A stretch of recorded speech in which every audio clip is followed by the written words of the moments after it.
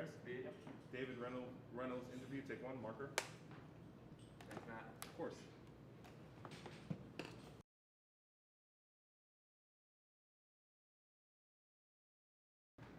In 1861, he varied his speeches because he was on his train trip, very long train trip from Springfield, where he lived, to Washington, where he was going to assume office. And he made many, many stops along the way. He was kind of testing and hedging, and he was in such an unusual circumstance where southern states had already started to secede and leave the Union.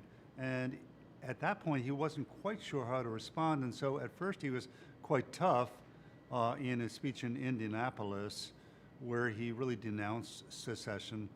That was considered too forceful, controversial. And then he backed off a little bit and he said, well, actually, if everybody just holds their temper on both sides and quiets down and just become peaceful, then maybe we can ease the situation. When he got to Philadelphia, he gave an incredible speech in which he said he was inspired by the fact that that's where the Declaration of Independence had been signed. And he said, I would give up anything. I would allow myself to be assassinated on the spot, killed on the spot, before I would give up the ideal of human equality under the Declaration of Independence. So there was a lot of variety in those speeches. And also in many, many stops, he just didn't prefer to say anything except maybe tell a little joke or something, because it was such an uncertain situation at that point.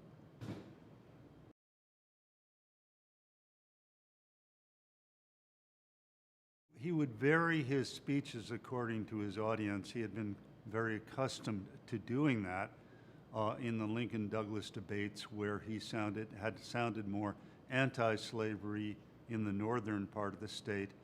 And in the southern part of the state, he would sound a little more conservative because he had to attract voters. And he had to play a kind of balancing act. He was a real politician.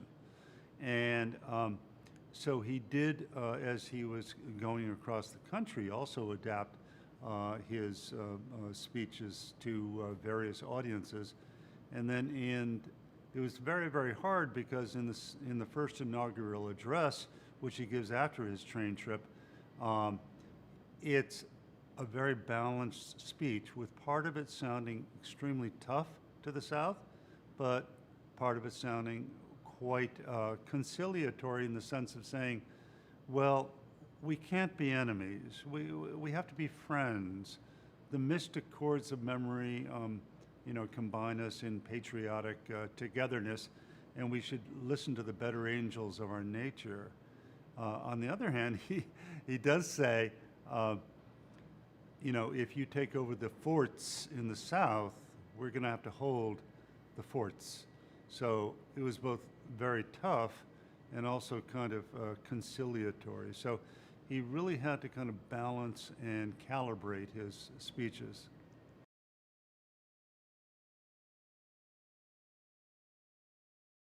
The Lincoln-Douglas debates occurred in 1858, and Lincoln for 4 years had been speaking in Illinois about slavery, against slavery. However, the Lincoln-Douglas debates in the fall of 1858, 7 of them throughout Illinois, gave him a venue against Stephen A. Douglas, who was a senator who was so immensely well known. At the time, Lincoln was not well known, but these debates were reported very, very widely, so it elevated Lincoln to a national visibility, and it also defined the differences over slavery. Douglas was an unabashed white supremacist. He said very specifically, American government should forever be in the hands of white men, as he called them, and citizenship must be restricted to white people. And slavery, well, who really cares whether it's voted up or voted down? I don't really care. We shouldn't care. Lincoln said exactly the opposite. He said, black people are due all the rights of life, liberty, and the pursuit of happiness under the Declaration of Independence. He said that slavery is not only wrong, but there's an eternal antagonism between good and bad from the very beginning of time, and slavery is on the bad side. It's very, very sharp moral division. And by making this point on a national venue, because these debates with Douglass were reported everywhere, he really becomes elevated in the national consciousness. He's still something of a dark horse going into 1860, but he faces Stephen Douglas and two other candidates who are opposed to him, and Lincoln manages to win that election, largely on the basis of getting known through the 1858 debates.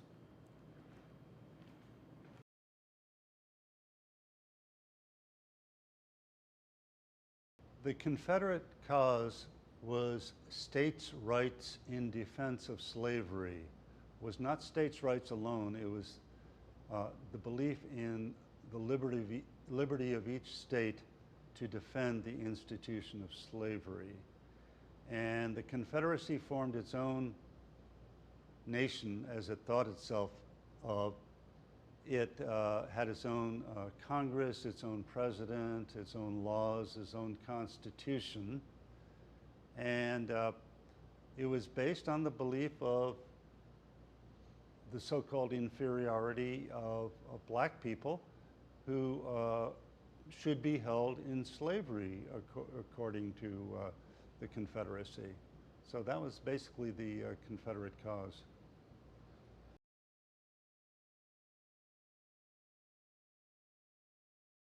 There was an evolution over the Civil War that resulted from the fact that the Confederacy became even more devoted to its cause, not less devoted, but more devoted to its cause. And in result of the so-called invasion of the South by the North, the war itself only generated more pro-Confederate and pro-slavery feeling in the South.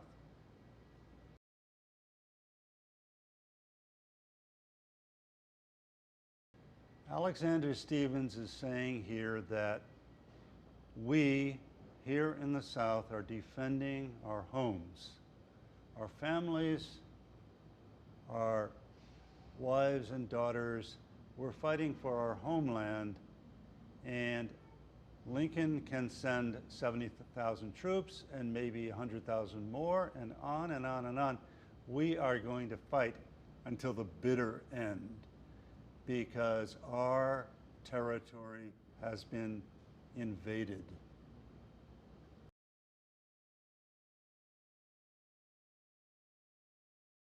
Even though the Confederacy in general remained strong and ideologically actually grew stronger in trying to defend itself, there was dissension.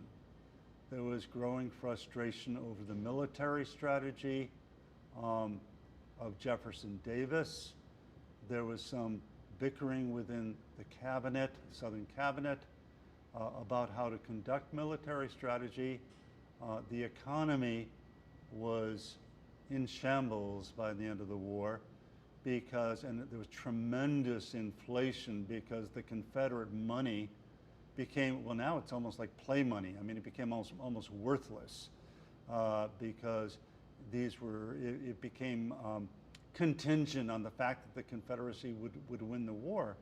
And so the economy was bad, and also there was such a paucity, a dearth of simple food, of bread, and there was a lot of illness and everything.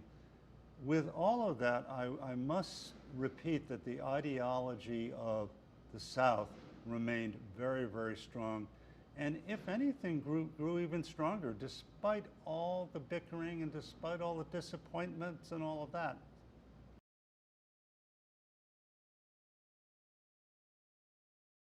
If the South had won the war, slavery would have lasted, I believe, until the late 19th and possibly early 20th century.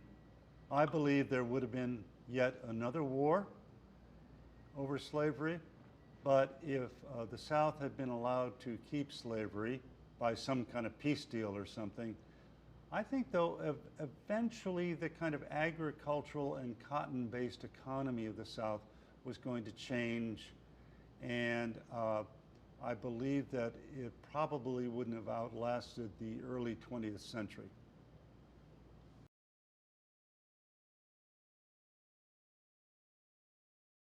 Jefferson Davis wanted to fight to the last, even if it meant fighting to the very death of many, many, or most Southern people. And it shows you how powerful that Confederate ideology was. And it remained then after that, after the war, even 15 years after the war, Jefferson Davis looked back and said, African servitude, as he called it, was really the greatest relationship between black people and white people that can be imagined. That was 15 years after. He never really learned his lesson.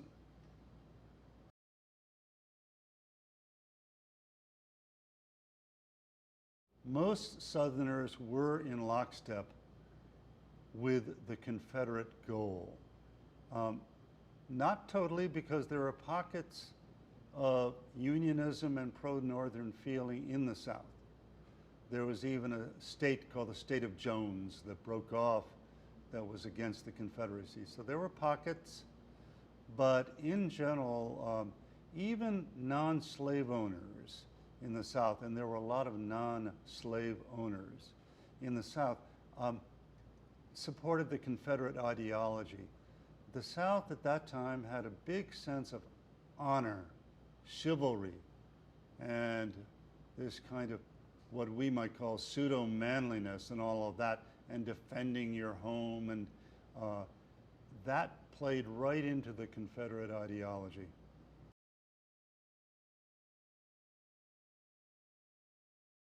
The Emancipation Memorial shows Abraham Lincoln with one hand on the Emancipation Proclamation and the other extended toward an enslaved man who's below him and rising up.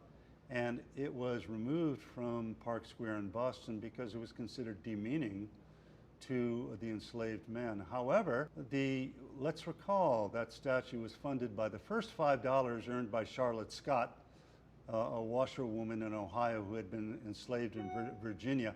The very first $5 that she earned as a freed woman, she said, I'm going to put it toward a statue for Abraham Lincoln, and it can be funded only by black people. They raised $1,700 solely from black people, and in midstream, the design of the statue was changed to give the black person in the statue more agency. Originally, the enslaved man was shown with a liberty cap on his head. They said, no, no, no, no, no.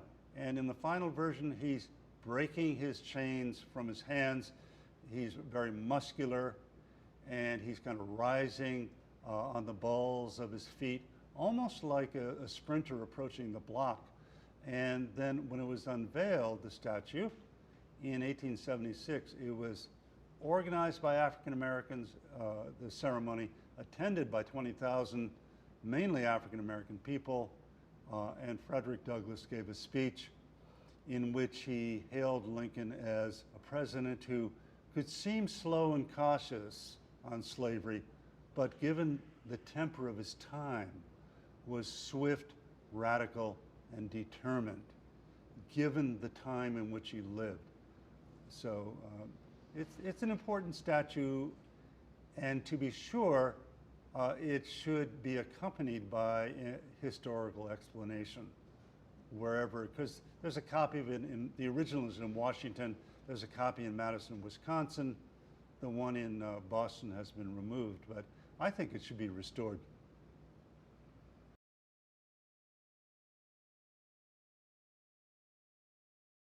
Thomas Ball, who was a famous sculptor of the time, was commissioned to sculpt the Emancipation Memorial, and the original casting of it is in Washington. And there are copies of it in Boston. That one was removed in December of 2020. And there's another copy in Madison, Wisconsin. Portrayed on the statue is an enslaved man breaking through his chains, and he is based on the last fugitive slave who was captured. His name was Archer Alexander. And when Archer Alexander saw the statue, he was thrilled by it, he was delighted by it. He saw himself, he was quite a muscular man, he saw himself kind of bursting apart the chains, and he said he was very, very happy that he would be forever associated with Lincoln on this statue.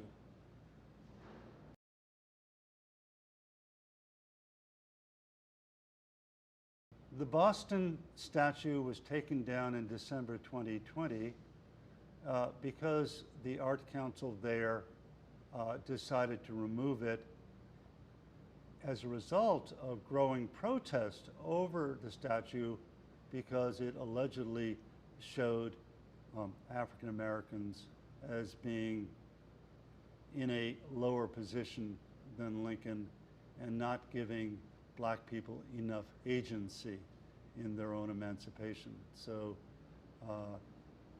it was thought to place too much emphasis on Lincoln and not enough emphasis on the efforts of black people themselves to gain emancipation. The mayor's protest against the statue does not take into context the background of the statue sufficiently. From our perspective, we can look back in the 19th century and we just can't find anybody or anything that is totally in accord with our political standpoints. You can look everywhere and not find anything. The statue at the time represented activity. It was changed in midstream to give the black man more agency. The original version of it with the Liberty Cap was considered too passive. The word was passive. The guy was just standing, crouching there with a Liberty Cap on his head. Said, no, we have to make him much more active, much less passive. So in that sense, I disagree with the mayor.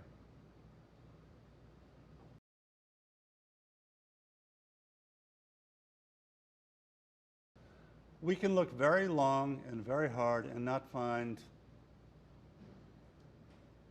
anybody that totally would fit in with our political beliefs today. Why? We have come quite a long way. Even though we have quite a long way to go, we have come quite a long way since that period.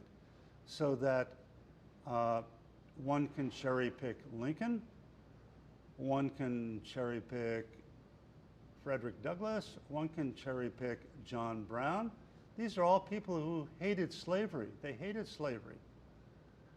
And yet, some of their comments wouldn't necessarily fit into what is politically correct or today. And the same is true about Theodore Parker, who was this very, very ardent anti-slavery person. Oh my goodness gracious. He was a minister and he was so supportive of African Americans, and yet he said certain things about the superiority of the Caucasian race and everything. Civil rights is not a highway leading forward. People inch along and they go back and they go forward and inch back, inch forward, and you just cannot impose today's values on the past. I think that with Confederate monuments, that's a little different, because the Confederacy really was fighting for the defense of slavery. And it seems to me slavery, even back then and today, is considered unjust. But among the anti-slavery crowd, there was such a massive variety of different opinions. John Brown, who gave his life for enslaved people. Frederick Douglass says, I could live for the slave. John Brown died for the slave. And yet, he's somewhat controversial because he murdered some pro-slavery people. And he took extra legal, went outside the law to make his point of view. So you find so many wrinkles in people back then. And it's true about the statue. Douglass said about the Emancipation Memorial, I wish the guy were standing, but he said, for this time, I get the point of the Emancipation Memorial. And it would be nice if we could have another statue with the enslaved person really standing, up with Lincoln. But he took the statue for what it was.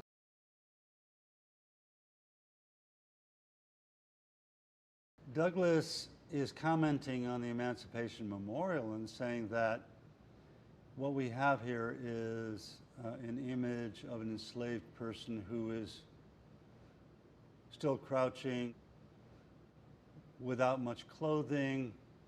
I would like to see a statue of someone who's erect and proud and much more looking like a citizen. And he was responding, he did say elsewhere that, okay, the statue does represent a certain time and temper. And when the statue was conceived by Charlotte Scott, it was in 1865, just after Lincoln had died, and there was this kind of magnification of Lincoln. And then it took 11 years to do the statue, and Thomas Ball worked on it. But then what happened in those 11 years, of course, is that Reconstruction happened, and by the end of Reconstruction, African Americans have become very frustrated, and this idea of the emancipation, in a way, it's not that it was old-fashioned, it was just that there was such disappointment by Southern redemption at the end of Reconstruction and the resurgence of white supremacy. So the statue then, Douglass really is looking to and calling for a more assertive expression of the African American presence than in this somewhat antiquated vision of the enslaved person rising up, which indeed spoke to 1865, but not quite so much to 1876 when the statue was unveiled.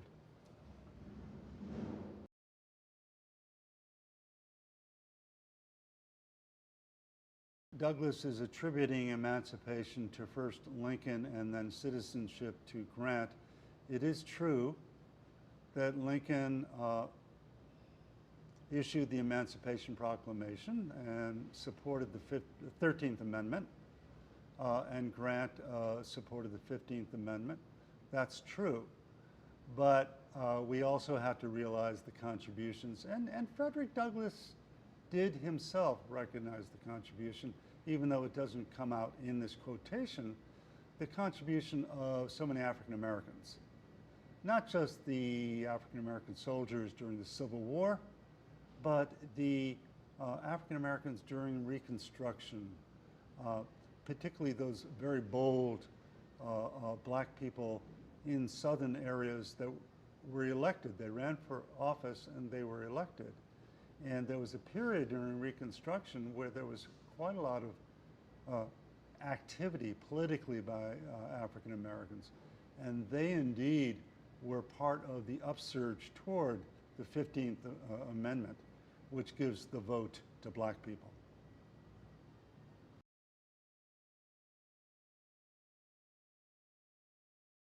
There was a period early in Reconstruction when scores of African American politicians, particularly in the South, were elected to office, to state office, some of them to the House of Representatives, and there was a real uptick in political involvement and political achievement early in Reconstruction.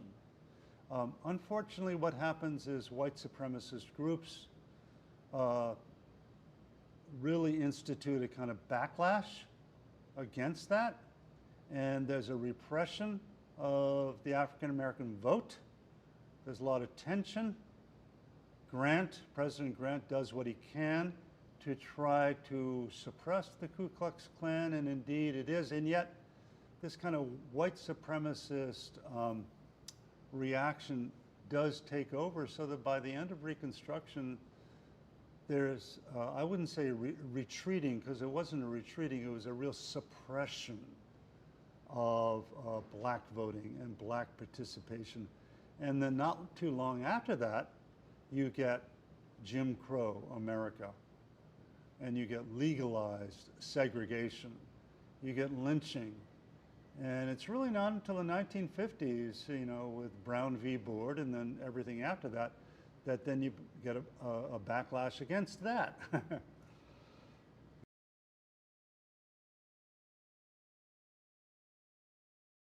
By early 1864, the Confederacy had become desperate and angry, and it was largely a race-based anger, because by that time, it had been nearly a year in which African Americans had been fighting for the North, which for the South was a complete violation of racial hierarchy. The South refused to exchange black prisoners because they believed that black people were their property and could be treated however they wanted to treat them. And in battle, the black soldiers had proven for the North to be extremely heroic, just as heroic as any other soldier. And the Confederacy became so angry about this that at several battles, particularly Fort Pillow, black soldiers that were either captured or trapped were just slaughtered. They were slaughtered. And this was very much a racially motivated anger on the part of the Confederates.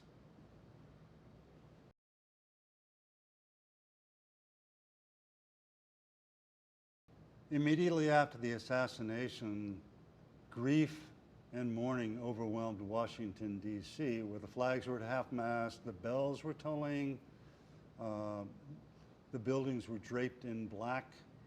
Thousands of people went by the coffin of Lincoln, the open coffin, first in the White House, then in the Capitol Rotunda, and in the South, there was even a certain amount of mourning there. And I think the mourning in the South really came from just total shock. Everyone was totally stunned, and a certain grief even overcame parts of the South, but particularly in the North.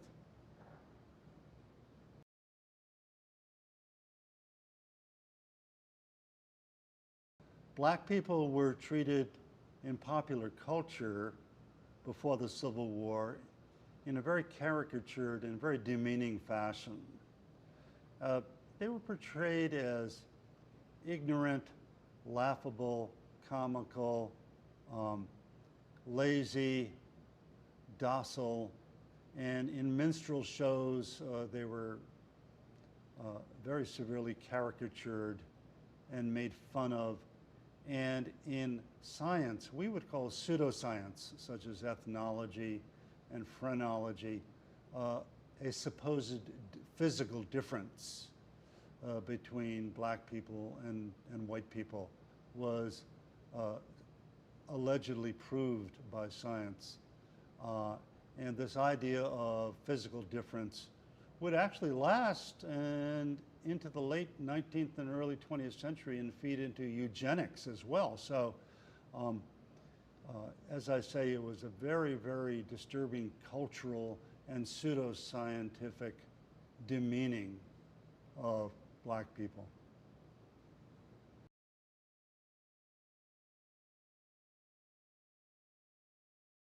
There were all shades of Confederates, and a difference between two Confederates might be between Jefferson Davis, the president of the Confederacy, and Nathan Bedford Forrest. Forrest really had a commercial view of African Americans because he became a millionaire before the Civil War by trading in people, in black people. And during the Civil War, he permitted his soldiers to slaughter hundreds of captured black soldiers at Fort Pillow. Then after the Civil War, he became the first Grand Wizard of the KKK.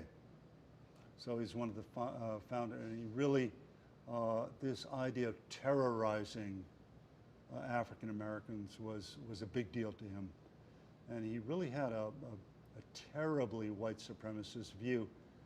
Davis viewed himself as kind of a benevolent patriarch and slaveholder, although frankly, underneath he wasn't that much different. But he put on this air of being this benevolent slaveholder.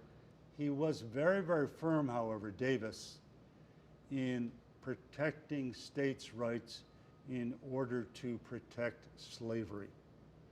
And when Lincoln issues the Emancipation Proclamation, Davis says, this is like the most damnable document that has ever appeared.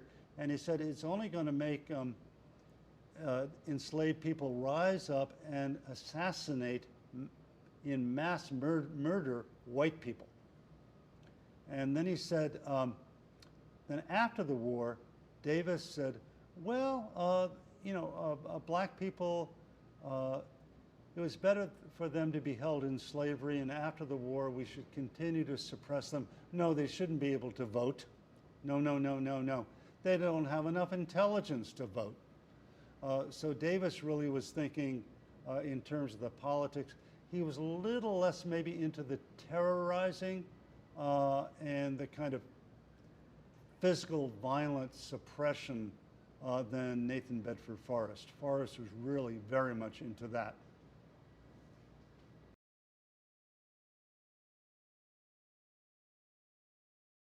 Both the Confederate memorials and the Lincoln Memorial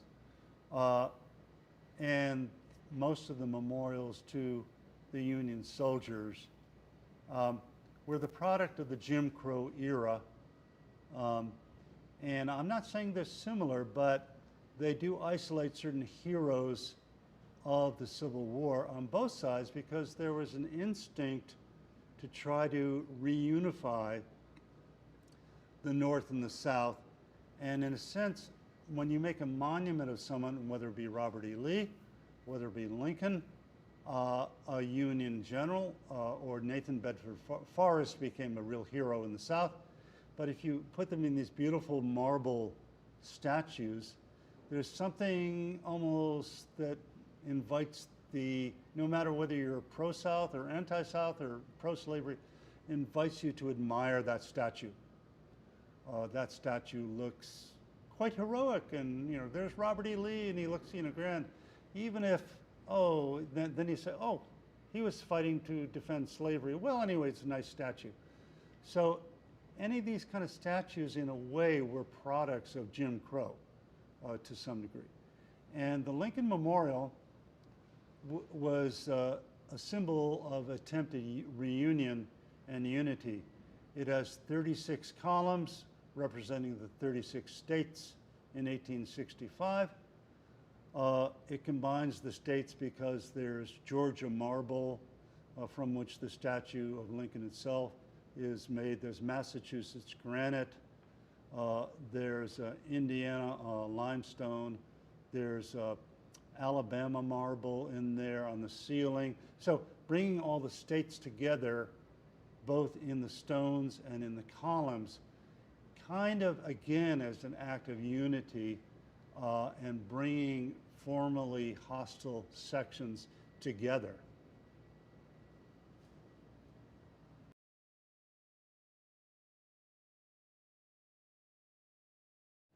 The original plan of Reconstruction, which was devised mainly by radical Republicans in Congress, was to break the South into military districts in which you would try to advance education for African Americans, and eventually, in time, after about 5 years of Reconstruction, political advance for African Americans according to the 14th and 15th Amendments. And it worked for a while. However, there was this Southern backlash against Reconstruction, the recurrence and resurgence of white supremacy in the South. At the same time, the North became slowly a little less engaged in helping out African Americans in the South, so that even though there were some radical Republicans still left over, eventually you had the abolishment of the Civil Rights Act in the early 1880s. Then you had the rise of Jim Crow, and you had Plessy v. Ferguson in 1896, which legalizes segregation. So there's this initial thrust movement toward helping out African Americans, followed by a real reaction and a retraction away from that. And it was all speeded in the early 20th century by films like The Birth of the Nation, in which they picture early Reconstruction with African Americans in Congress and all of that as being a nightmarish time. It was a horrible time. And at the end of that movie, the KKK come in on their horses and they save imperiled white women who are supposedly about to be raped by African Americans. It's a very, very white supremacist movie. But that was sort of a symbol of the kind of early 20th century Jim Crow mentality.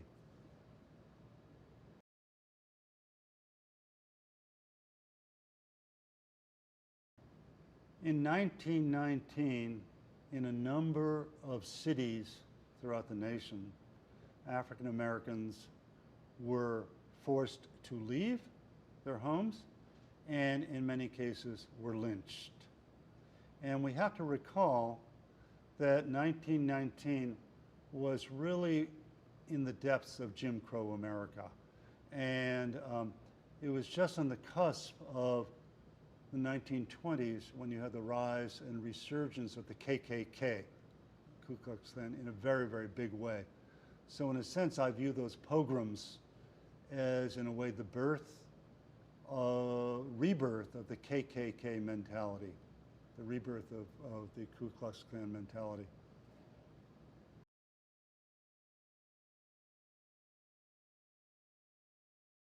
Charles Blondin was a visiting, touring tightrope walker from France. And in 1859, he went back and forth across Niagara Falls, 1,200 feet, no net, forward, backwards, with a man on his back, on stilts at night in chains, pushing a wheelbarrow. And he was just incredible. And a lot of cartoonists suddenly realized, this is Lincoln. This is exactly what Lincoln is doing.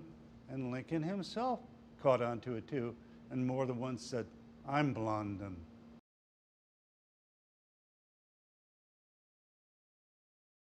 Lincoln was a politician, and he knew that the very worst thing that you can do in a deeply divided time is to inflame either side. On one side, Lincoln was being called a dangerous radical who was going to cause a racial reversal in America. On the other side, he was being called too cautious, too slow on slavery. But the reason he got elected twice was that he appealed to the broad, fairly moderate general public by being Charles Blondin, by staying close to the center.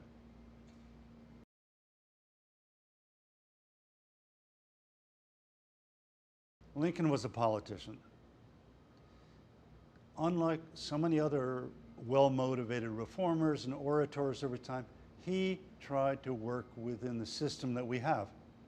The Founding Fathers gave us a system. It's called elections. to win elections, you have to win votes.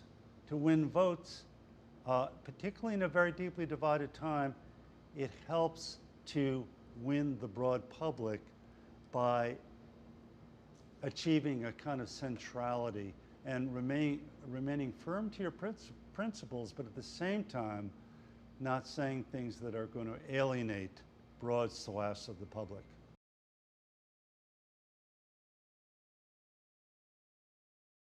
We have to understand that he had to act more cautious than he actually felt inwardly. Frederick Douglass once said, well, a lot of abolitionists thought that he was rather slow and cautious on slavery, but you know what? Given the temper of his time, he was actually radical, swift, determined on ending slavery.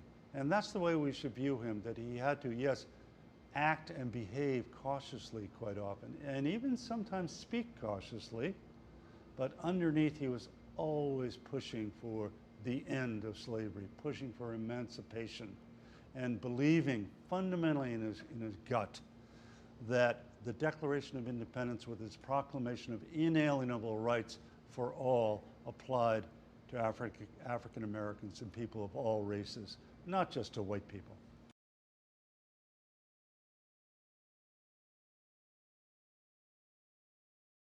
The image of the tightrope was often applied to Lincoln, and he applied it to himself because he had to straddle the line between, on the one hand, radical abolitionism, and on the other hand, between conservatism and sort of a backward view of race and slavery. He had to straddle that line, and quite often it was very, very tricky, particularly when he was a politician running for office and trying to win votes.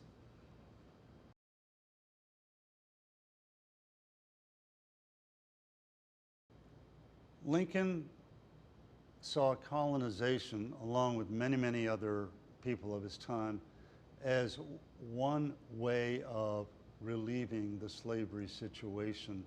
For him, it was mainly a means of playing to the more cautious people among his audience. He was a politician, he had to appeal to them, and colonization kind of came out of him at moments when things were especially tense, and he really needed to kind of soften the blow. For example, he had already prepared the Emancipation Proclamation in July 1862, and so then he mentions colonization to visiting delegation of blacks in the White House, knowing all the while that when he issues the Emancipation Proclamation, it's going to create like a bomb, which it did, particularly among moderates of the time.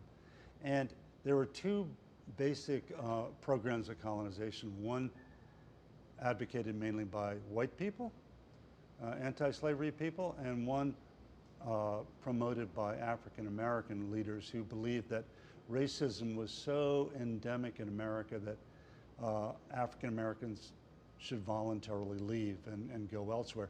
And he actually drew from both programs, but his longest discussion in a speech of colonization, which was in 1854 at Peoria, he mentions colonization in Liberia, but in the next breath he says, actually, America's shipping resources it would be virtually impossible for this to happen. And he also said, also within 10 days of the African Americans arriving in this foreign nation, they would likely die. And it is very true that in the end, between 1816, when the American Colonization Society was founded, and 1865, some 13,000 people were removed. Almost nothing came of it. And then during his presidency, yeah, there were two programs. One was 500 African Americans who it was planned to take them down to Panama, then called Chiriqui. Another plan to take an equal number down to the Vache Island off of Haiti. And neither program panned out, and not long after he met with the blacks in which he recommended emigration, he canceled the program for Panama and then the next year he dissociated the government.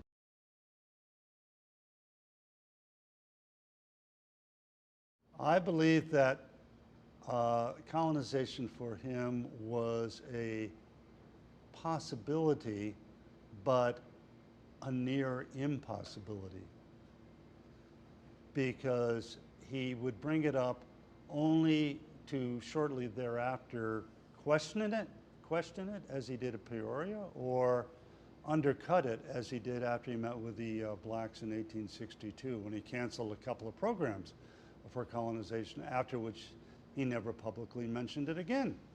So yeah, I think that it was largely an effort on his part to strike a public pose of moderation and to persuade the slaveholding states to emancipate, and therefore after that the African Americans will be removed, although not really. Lincoln never imagined colonization as anything but voluntary, not forced.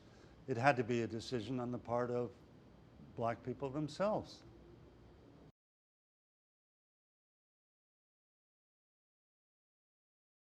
Colonization, he knew, had been a very popular idea. Nothing much ever came of any colonization plan, and he knew that too. So he knew of its impossibility, and he tended to bring it out at particularly tricky moments for kind of the sake of political convenience and a way of softening the blow of certain other things that he was involved in. He was a politician who was not above using what he had to use to bring the country along with him.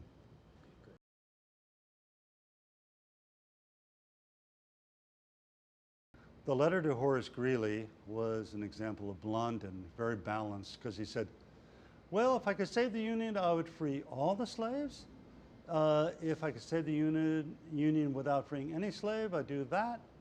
We have to remember he already had the Emancipation Proclamation drafted. And it's in that period between July and September, when he releases the preliminary Emancipation Proclamation, right in that period, that he makes all these kind of public swings to the right. To why? Because he knows the Emancipation Proclamation is going to really outrage moderates. And it did.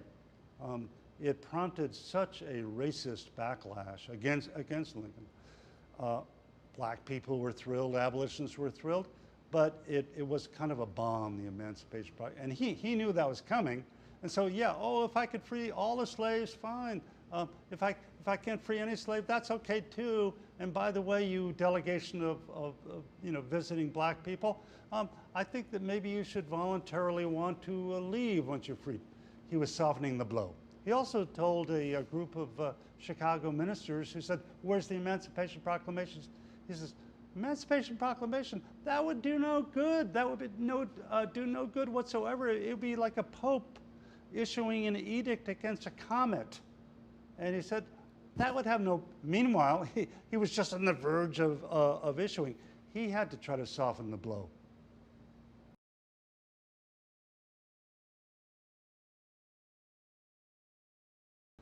George McClellan considered enslaved people the property of the South. Shouldn't be touched in battle, shouldn't be taken away. And personally, on race, he once said, I do not like the odor of billy goats, and then he used the N-word, and he said, I feel that my race is definitely superior. And this fed into his military timidity. He said, oh, I prefer a civilized form of warfare. But for him, civilized meant not thinking about emancipating enslaved people whatsoever, not fighting for that end whatsoever, no. And not even tampering too much with the Southern property. So that's one reason why he was a rather halting general on the battlefield.